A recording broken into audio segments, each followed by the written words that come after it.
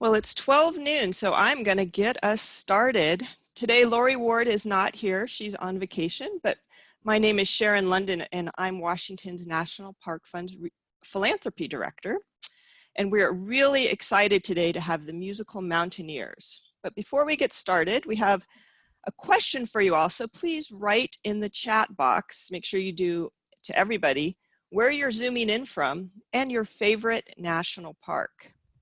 So if you're still just arriving, welcome. And we encourage you to write in the chat box where you're zooming in from and your favorite national park.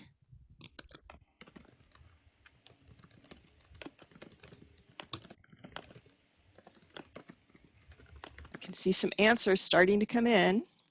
It's great.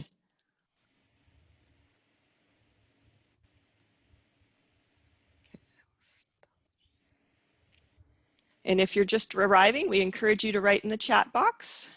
I will stop our share. Okay, all sorts of good places, nearby and far away. That's really cool. Really fun to see where everyone's fun.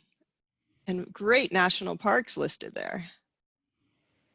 Great, so I think we'll get going. So again, my name is Sharon London. Lori Ward, our CEO of Washington's National Park Fund, is not here today, but I'm excited to be your MC with our two wonderful and accomplished musicians. And just real quick before we get going, Washington's National Park Fund is the philanthropic partner for our cherished national parks of Mount Rainier, North Cascades, and Olympic. And we're really excited to be able to bring these parks to you, even if we can't leave our homes right now. And we have we have 7 staff working really hard to ensure that all of you can access our national parks, and a 23-person board of directors who's really engaged. And we work really closely with park staff and are essentially the Friends Of group for those national parks. And if you're just arriving, we're writing in the chat box where we're from and our favorite national park. So we encourage you to write in there, and it's great to see so many local parks listed. Lots of Olympics, North Cascades, Yellowstone, Capitol Reef, so really fun to see all those. And without further ado, I'm going to turn it over to the musical Mountaineers. And we have Rose Freeman. You want to wave, Rose? Great. And Anastasia Allison. And they are just wonderful people, and I am just thrilled to have them here. And so I'm going to turn myself off and let them take over for the next 20 minutes. And if you have any questions, please write them in the Q&A box, and we will answer those at the end. But for now, I'm turning it over to Anastasia and Rose to lead the way. So thank you. Thanks so much, Sharon, for having us. And hello, everybody who's joined us today for this virtual field trip. I'm Anastasia Allison, and I'm the violinist for the musical Mountaineers. And I'm joined by my partner, Rose Freeman, who plays piano. And what we want to do to start is to take all of you with us on a virtual sunrise serenade. The most common question we get asked as the musical Mountaineers is, where are you playing?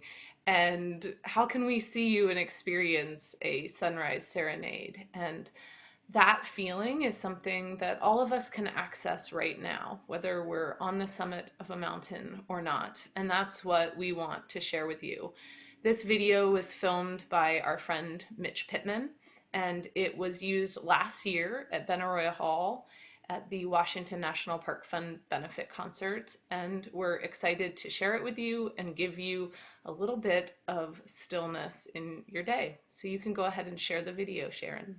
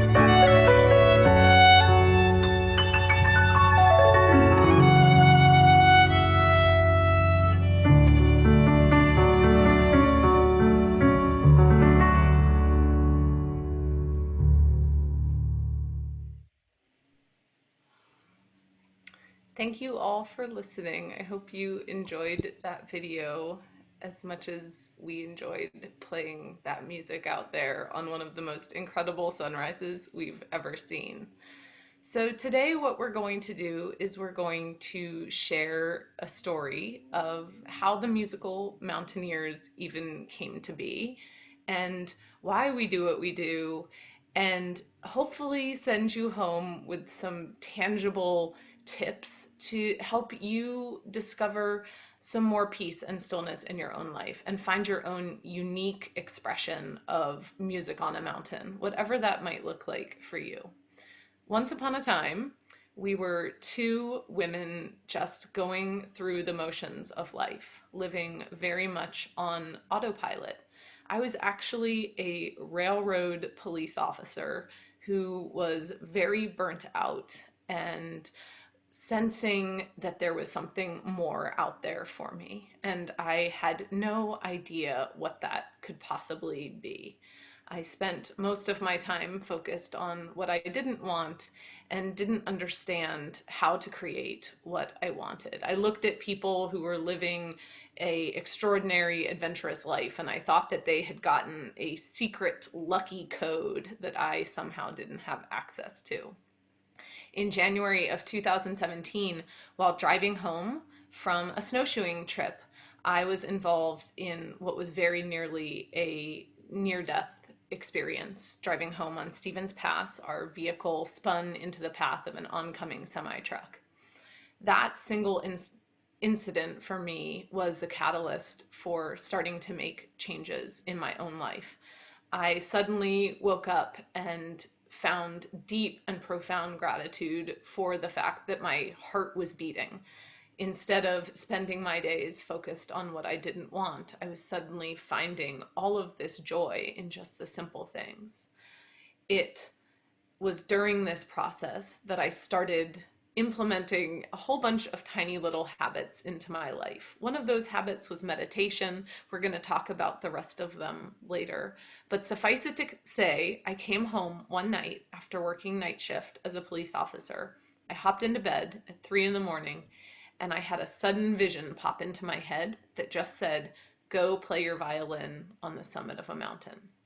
So that's where I was prior to the musical Mountaineers even becoming. And I'll let Rose share where she was in her own life as well. Hi, everybody. When I was a little girl, I loved to explore outside, to go on walks in the forest with my family, and I loved to create music with my grandpa on our upright home piano. I'm so grateful for all those years playing music and learning and studying classical music and being outside. Those are two things that always brought a lot of presence in my life. As I moved forward in life, I thought that music had to be a certain way, that I had to learn a certain kind of music, and that certain kind of music, classical, was the right kind of music, and um, that it couldn't be anything more than just pretty music. But I found that I had this deep desire to play music outside, that these two things of music and the outdoors brought me this deeper sense of understanding of who I was, and that there was something more than just pretty music. I saw that music could bring me to a space of um, seeing myself. And so before Anastasia and I met, I had Googled multiple Craigslist free pianos and tried to come up with ideas of how I could bring a piano outside. Um, until one day we met through a serendipitous series of events. Yeah, and this all goes back to these tiny little habits that I had mentioned. And no good story is complete without Craigslist, I think, because when I had my vision of myself playing my violin on the summit of a mountain, I did what any normal person would do, and I posted an ad for myself on Craigslist as a adventure violinist, and of course I got zero responses, but I had planted the seed. So I started doing all of these tiny little habits every day, and I had no idea where I was going or what this was going to look like, but I believed and I was open to the possibilities. And I was ready to receive the ideas and the inspiration that would lead me to this new place that I could feel in my heart was there, even though I couldn't see a perfect plan from A to Z. One of the little habits that I started doing every day was a giving habit. And I mentioned I was a police officer at the time. I would actually drive to coffee stands and buy random gift cards for people and tell them just, oh, give it to the person behind me. And I started doing these tiny little gifts every day. And one day, out of the blue, I had this just sudden impulse to do a giveaway on my Instagram account. Now, at the time, I had about 70 followers on Instagram, and I like to joke that 10 of those were my mom, all following me under different accounts. So I had no business doing a major giveaway, but that didn't stop me because I was doing a giving practice. So I hosted a giveaway of a book about hiking on my Instagram, and one person entered my major giveaway, and that was Rose, who is the one person who had been drawing sketches of pianos and trying to find a way to get a piano outside for most of her life. So, Rose, do you want to just describe how the initial plan came for our first musical concert? Yes. Anastasia and I had been talking back and forth online about climbing. At the time, I was a basic student with Everett Mountaineers, and I had a scheduled climb to go up Mount Baker. And I wanted to hear her experience about it. I'd read her blog posts that she had also climbed Mount Baker, and I was excited to hear from her experience. So we met at a local coffee shop and talked about climbing Mount Baker and her experience and suggestions. And at one point, I'm not sure if it was myself or Anastasia, one of us shared this idea of how much we loved music and how much we wanted to bring music to the outdoors in a way that would be respectful of Leave No Trace, in a way that would respect others' wilderness experiences. So the initial idea was to climb a mountain at sunrise, and I had the idea that I could just put a lightweight 76 key piano into my backpacking pack, that it would be about the same weight as my mountaineering climbing pack. And at the last moment, we decided to throw in gowns. And there was some debate about that. We thought, oh, that's going to look stupid.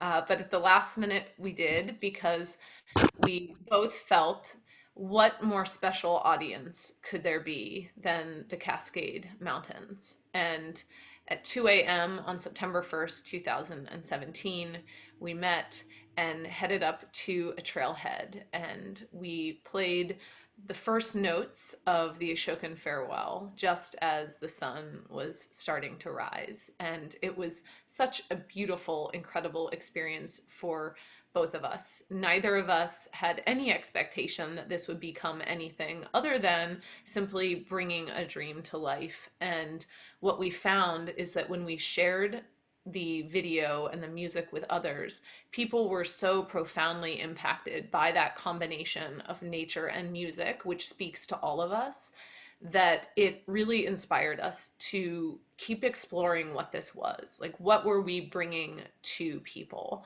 And that is really why we have continued doing this. We had the opportunity last year to perform at a school.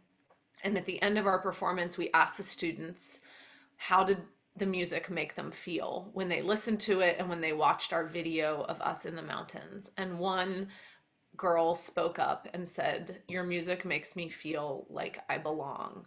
And so whether people can articulate that or not, I hope that that is what our music can bring to people. I believe that even though we aren't playing music in the way that we were both classically trained, that it has to be the most challenging piece of music ever. I think that there's something even deeper and more profound coming through that music. So we are going to share with all of you our 6 tiny habits that we use. And these are practices that we try to integrate into each and every day. It doesn't have to be all 6 of them. Rose says it best. She always says, make one promise to yourself every day and maybe find a way to integrate one of these into your life and just see what happens when you can change your focus just a tiny little bit. Did you want to share the screen with those, Rose? You got it. So here they are: meditation, gratitude, positive focus, intentions, morning routine, and giving. And we're just going to briefly talk about each of those. And I hope that some of you will maybe be open to discovering something new that can have a positive impact on your life and help you discover what your music on a mountain is. So the first one that I'll talk about is meditation. And this is a practice that I started when I was a police officer. Meditation does not have to mean that you are sitting down for hours at a time without thinking. That is not really reasonable for most people to incorporate into their daily schedule. Meditation can be as simple as just consciously taking a few breaths. When I was a police officer, I would do 1-minute meditations in my office whenever I needed to find a little bit of a sense of presence.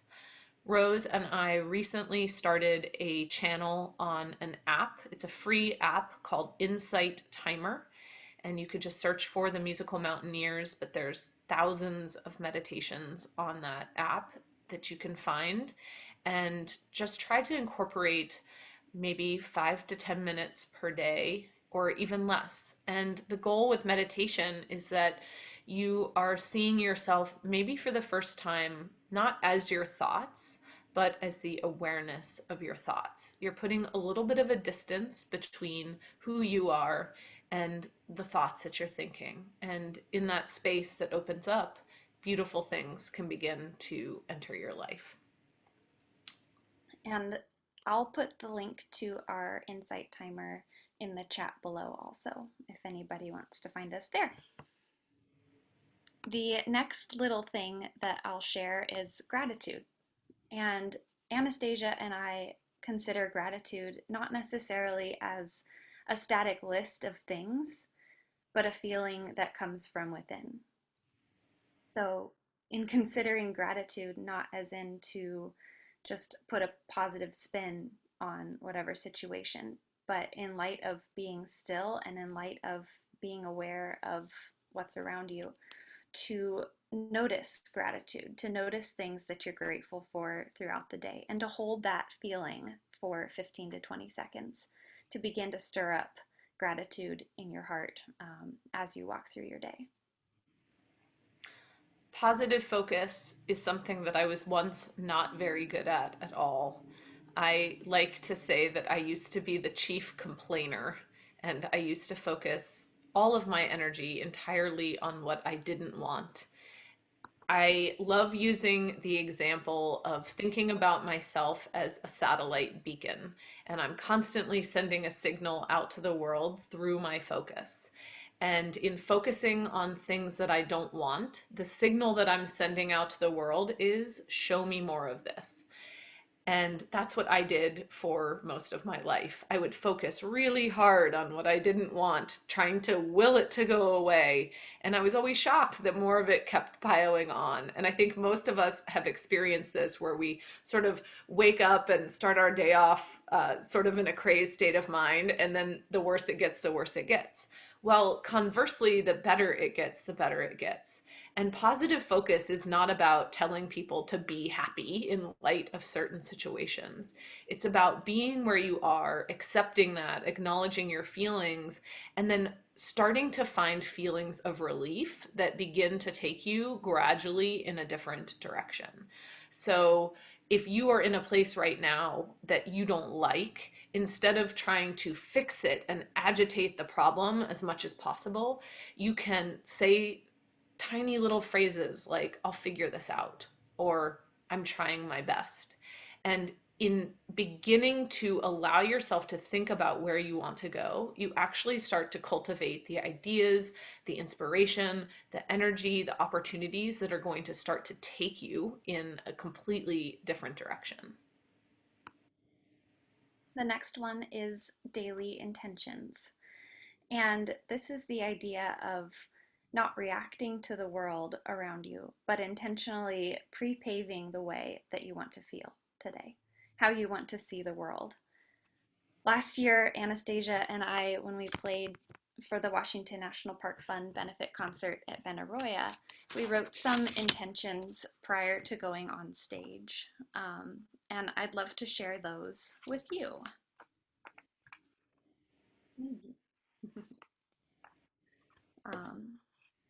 Intentions could be something that you hold in the morning and write down, or maybe they're just as simple as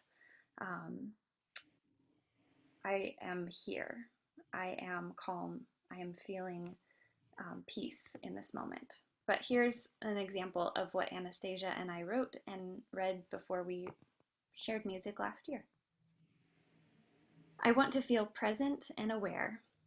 I want to listen to and feel each phrase of music. I want to imagine each note as a gift to give. I see myself as radiating light and love. I want to feel calm in my heart and body. I want the notes to feel tender and strong. I want to imagine the moment of the Maple Pass North Cascades sunrise. I want to feel like a larch tree, soft, gold, and resilient. I want to feel like a part of everything. I love that. Another one of my favorite intentions that I use a lot of times throughout the day is when I find myself in a situation where I can tell that I need to do a little pre-paving of my own energy. I'll just say something like, I can see peace instead of this. And it is, again, it's sending out that signal of what you want to see rather than being reactive and feeling like the world is just coming at you. So the next thing is having a morning routine. And if you are like I used to be, your morning routine used to be wake up, immediately hop on your phone, start reading horrible news, uh, reading emails, getting worried about things. And almost immediately, I was just in my own head and I had this sort of scattered and frantic energy about my day. The idea of having an intentional morning routine is that when you're asleep, you've given your energy a chance to rest and you wake up and just imagine yourself as this beautiful blank canvas that you get to create what you want to paint that day. The energy that you start your day with is going to greatly affect what gets painted on that canvas. And so starting your day with some intentionality and making a point of perhaps no screen time first thing in the morning, or including your meditation or a gratitude practice in the morning. All those things are easy to do. They're also easy not to do because it's easy to just skip it and say it doesn't make a difference. But I know that if you try this, even if it's just for a week, you'll notice a huge difference in your life. And I know that Rose was just going to give a few examples of what a morning routine could possibly look like. Yeah, so a morning routine, in my understanding, doesn't need to be a long list of things to do. I think that's quite the opposite. A morning routine to me is putting myself in a place where I can be, where I can integrate everything that's happening in life. Integrating, not necessarily ignoring what's happening in the world, but recognizing that I have a response, how I can choose how I enter the world that day. So one of my favorite morning routine promises that I keep to myself is simply just to drink water when I start the day. I think about being in the backcountry and what does a morning routine look like in the backcountry? Not that I can completely have that be at home, but what does that feel like when I'm in the backcountry or when I'm in a national park? And how can I bring that presence, that simple beingness, into my life in the day. So, drinking water. I love to have a journaling practice. I love to stretch or move my body in a way that brings me into the present moment. Not to do things, but to bring me into presence to simply be. Yeah. So the last little habit that we wanted to talk about is giving. And I've already described that the musical Mountaineers would probably not be here today if I had not given a book away. It seems like such a small thing, and it's easy to look at people on stage at Benaroya Hall and think that there were big plays that got us there or that we got lucky. But when I really sort of distill it back to what were the ingredients that had to come together for Rose and I to ultimately become the musical Mountaineers, it's all these tiny little things done over and over again consistently over a period of time. What giving does is it just places us into this beautiful flow of abundance. And when I'm talking about abundance, I'm not talking about just dollars. I'm talking about the abundance of everything, of life itself, which is so often felt when we are in national parks and in the wilderness, because you look around and you can't possibly grasp the number of pine needles or rocks or gravel or animals or leaves or trees or anything like that. Like, you can feel it out there. But for some reason, when we're in our quote unquote normal lives, we tend to focus on a lack of things, and we look at where things are missing and we think that we need something to fill those holes. And when you give, you are saying that there's enough for all of us, and you are sensing the true completeness and wholeness of who you are without needing anything to change. And I know that a lot of this seems sort of deep and profound, but these truly are the lessons that Rose and I have learned from our midnight excursions on the trail and through playing our music and bringing that to people and watching the impact that it has had on others' lives. Giving does not need to be writing out checks for $1 million every day. It could be, that would be great, but it could be as simple as buying somebody a coffee or giving somebody a compliment, something along those lines. But it is important to just place yourself into that state of receiving. And I promise you that if you can find a way to somehow incorporate these tiny habits into your life, even if it's just for a few days, you will notice a difference, and ideas and inspiration will start to come, and you'll somehow go from being a railroad cop to playing your violin on the summit of a mountain, or whatever that looks like for you. And I hope that, I guess our truest hope is that our very normal story of becoming inspires all of you to ask yourself the question about what is your music on a mountain. What would that look like if you were open to the possibility of discovering what it could be? And I think Rose was going to finish by reading a poem, and then we might have some live music for everybody. This is a poem Anastasia wrote titled Beckler Peak. What do you feel in this brand new moment? Do you feel the gentle lift of the wind? The sunbeam caressing your skin? The earth spins as the bellows of life breathe, nestled next to a heart that beats and beats, without us needing to do a thing.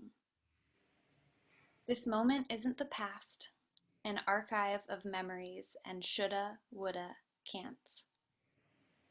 This moment isn't the future, an imaginary world of what ifs and maybes. It's only now. It's only you on the mountain. You and the mountain. You, the mountain. Until the notes blend into the wind, a symphony with the world. And maybe, just maybe, you can't tell where the mountain ends and you begin. So we're going to end with some live music for all of you today. And I'm gonna we're gonna trick you into experiencing some of the feelings of gratitude that we have just described for you.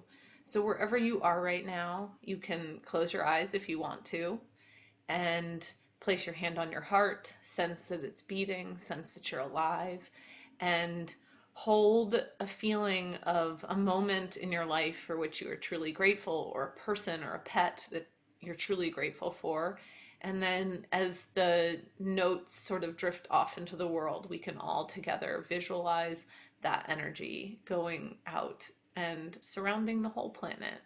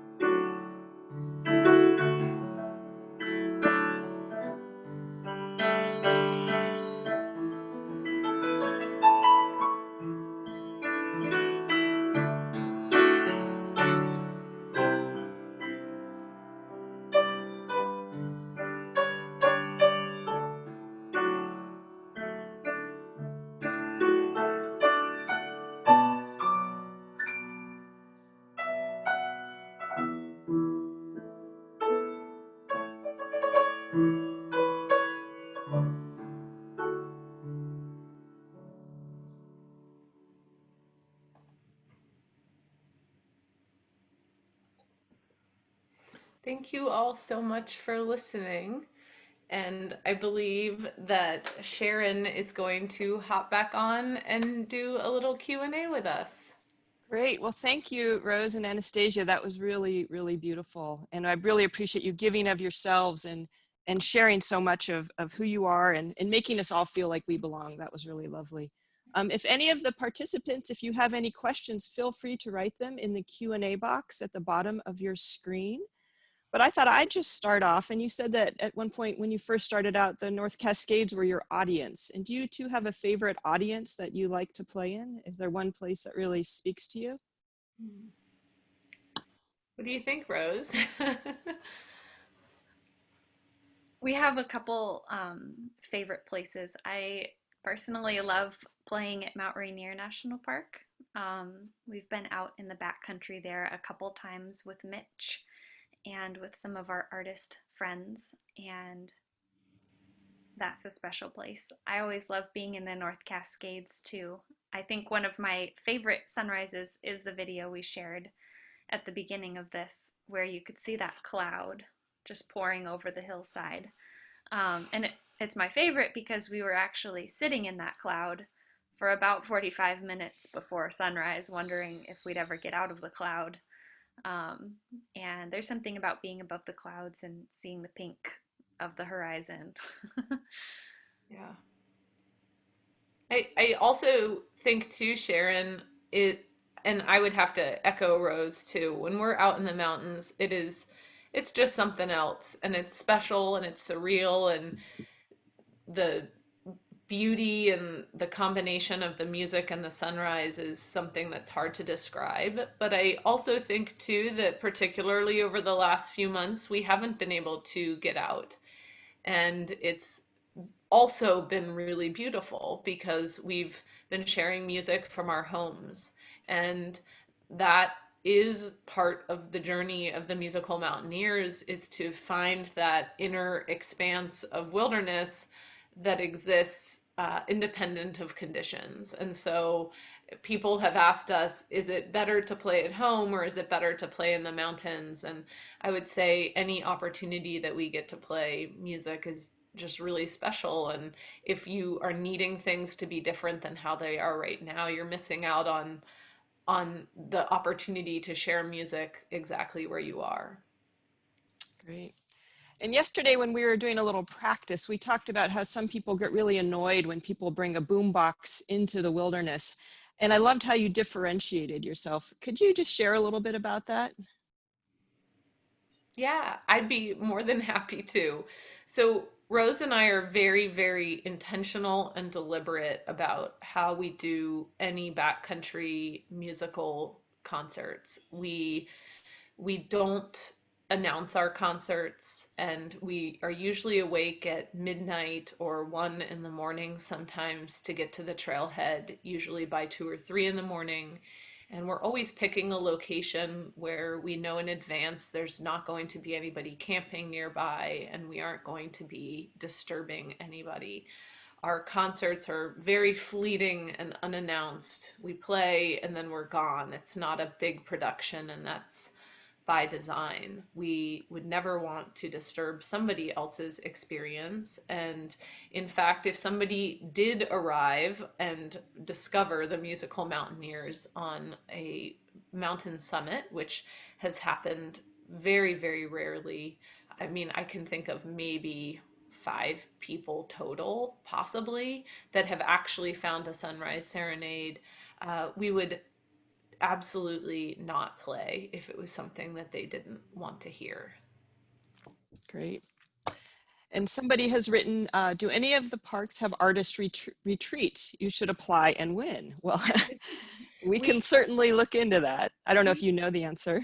we have performed at Mount Rainier National Park before, and we've played at Paradise actually for a Washington National Parks Fund dinner. So we've had the opportunity to do that. I also know that the North Cascades Institute, I believe that they have an artist in residency program. Great. And we have one final question. How do you handle any difficult situations while musical mountaineering, like animals, weather, etc.? I love it when the birds start to sing when we play. It's often that when we play, I don't know if it's just because we're quiet and we're listening, we start to hear more birds, we're starting to be more aware of whatever is surrounding us. But that's always fun. There was one time when we saw a bear on the hike down from a trail, and the bear was a little suspicious about the piano, so we handled the situation as we would whether I had a piano in my backpack or not. Piano is about 7 feet tall as it sticks up, or I'm about 7 feet tall as it sticks up out of my backpack. So the bear was suspicious. We kept our good distance. And weather, Anastasia, do you want to share about that? Yeah, so the violin and piano do not do really well in high amounts of precipitation, although there have been a few interesting circumstances involving both rain and snow that we have put a trash bag over the piano and carried it in. But typically, we avoid musical mountaineering in any sort of weather, and wind plays a factor, bugs play a factor, so many things play a factor in what we're doing.